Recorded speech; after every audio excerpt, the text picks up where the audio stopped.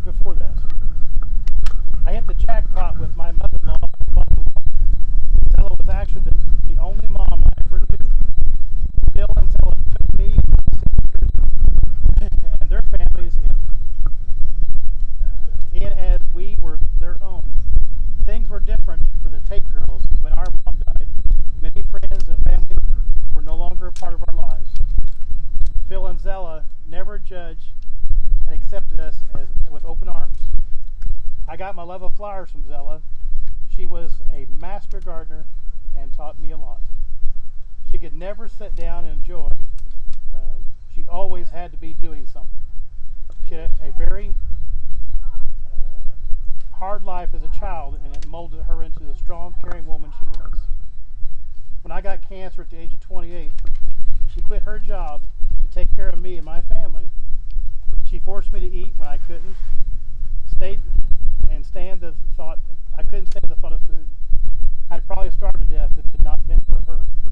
She raised my kids when I wasn't able to. She was my savior, my mom. She always said she was a true Democrat, still a Republican. Mike and I questioned that recently. We found a Republican registration card in the billfold. Her and Phil argued relentlessly about Democrats and Republicans. She would go as far as on election day to research Democrat recipes.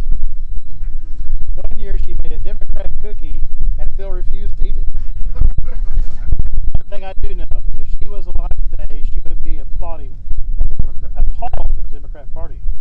She was a firm believer in right and wrong, no matter your political belief. She loved her family more than anything and would turn into a viper and strike anyone who messed with her kids, her grandkids. Her and Phil grew the most beautiful garden in the county. Mike and I would try to outdo them. No chance in that happening. She would can enough green beans, tomatoes, and juice to last a year and then some. Her pie crust was the best, the flakiest crust ever. She always saw the good in everyone, never said a bad thing about anyone. She always was my mentor, my hero. I love you, Zella, and I will miss you. It's election year, so get to making those Democrat cookies, or it's really Republican cookies. As always, call me your favorite daughter-in-law, Leslie. I'm going to tell you one more thing about Miss Zella. She had the most beautiful flowers down there on Orchard Drive. But she also planted them all the way to the edge of the road, too. Yeah. So those flowers are not there anymore like they were. But her memory will always be there, though. God bless you. And now, Jim Matson, if you'll come up here, we'd like for you to say a few words.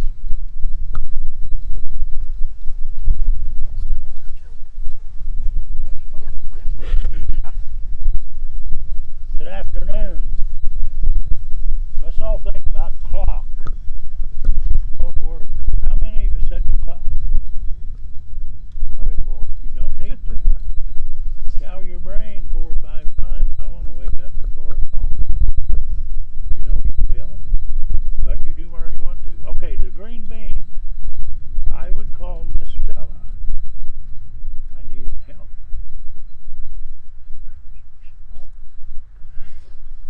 August, let it be. When I called her 7 o'clock in the morning, she was there, picked them.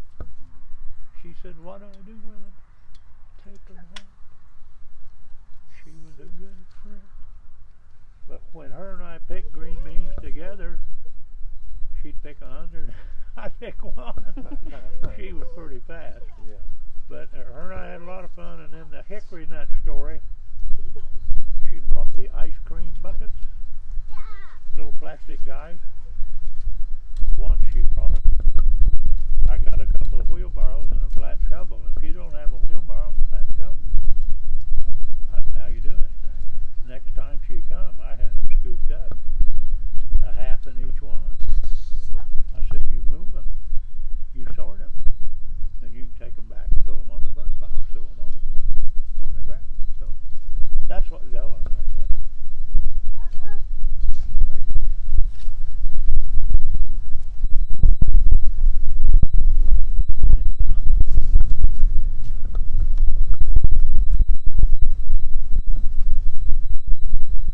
Friends, family, loved ones, thank you all for being here today.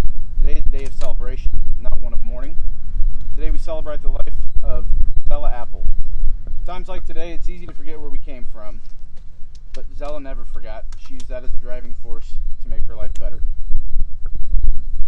My grandma was the strongest, most motivated person I've ever known. When she set her mind to something, there was nothing she couldn't accomplish. She started from humble beginnings, born in the midst of the Depression, not necessarily knowing where the next meal would come from. She never complained. She always knew the next best thing was right around the corner. I've heard her tell me many times some of her hardships growing up. When there was nothing else to eat, they would have to boil rhubarb for soup. She would say, "That's what you had, so that's what you ate." On a good day, she said she would go down to Crooked Creek with her siblings and maybe catch some fish and bring home for a good supper. That was my grandma. She was always looking after others, always trying to do her part. Growing up in a large family was never easy, but Grandma always seemed determined to rise above. At a time when many people were quitting school at a young age, she got a job just to pay to help finish her school. Her determination never wavered. While in school, she met my grandfather, Philip Apple. The two fell in love and became married. They raised 3 children, Crystal, Mike, and Bruce. At the time, Zella put all of her focus and determination into being the best mother she could be. After raising her children, Grandma's determination was still there. She had always wanted to finish her education and decided to do so at an older age. She graduated from Eastern Illinois with a degree in education, a feat no one else in her family had achieved. She also then began substitute teaching and doing whatever she could to help with local youth as much as she could for as long as she could. Proudest feat was definitely her grandkids. She had 3 grandchildren, Kylie, Brayton, and Brittany. She also has 5 great-grandchildren, Kyle, Gabe, Russell, Jackson, and Zella. As a child, I always loved spending time with Grandma. I didn't know it at the time, but she was always teaching me the value of hard work. When my time spent with her in the garden was complete, there was always a reward waiting.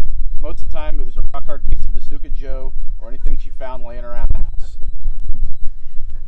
I'll always remember watching Bozo the Clown in the morning, the smell of buckwheat pancakes in the air. Grandma always made sure that I could watch whatever I wanted, even if it meant Grandpa had to miss the news. One of my favorite things was probably watching Grandma keep Grandpa in line. My grandma was the most determined person I've ever known in my life. If she wanted to do something, she put her mind to it. It was happening no matter what. Dad told me a story one time of when Grandma wanted to go see New Orleans. Grandpa, being the old fuddy-duddy he was, had no interest in going to see the city. And he told Grandma, "That's fine, if you want to go, go."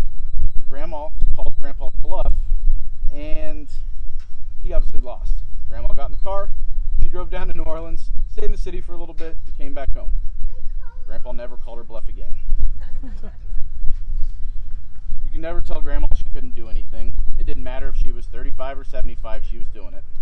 I always tried to keep in touch with my grandparents throughout the years as I got older. I'd regularly stop by a couple times a week just to chew the fat. One particular time I was visiting, Grandma was going on and on about limbs on the roof. Grandpa said he'd pay someone to clean them, but he hadn't yet. It must have been some time where this argument was going on, because a week later, as I'm driving by the house, I see a 76-year-old woman on top of a roof taking down all the limbs. So, of course, I had to stop, yell at her, coax her down off the roof, and then I knew at that point I had to go in and do it myself, because if I didn't, she was just going to climb right back up the ladder. So, I ended up finishing the job. She rewarded me with a Sprite and some good conversation. She offered to pay me, but I refused. When I got home, I did realize she snuck a $20 bill into my back pocket. I want to thank you guys again for coming here to pay tribute to an amazing woman. I know she would appreciate everyone here today. If we can take anything from today's celebration, know this. No matter your age, your social standing, or your general position in life, if you have a dream and want it badly enough, do it. Be like Zella. The world needs more people that strive for greatness and push themselves against odds to achieve their goals.